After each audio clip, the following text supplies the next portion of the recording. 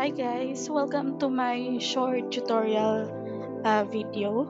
So for today's tutorial, I'm gonna show you how to curve text through Canva. So as you can see dito sa aking desktop, ito yung home ng Canva.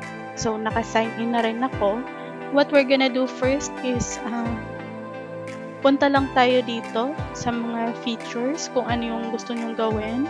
So, today, example lang guys gusto ko sa logo.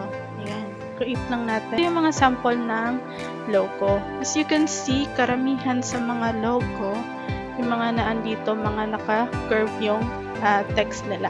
So, mag-click lang tayo ng isa. Ayan, diba? So, paano siya naging ganito?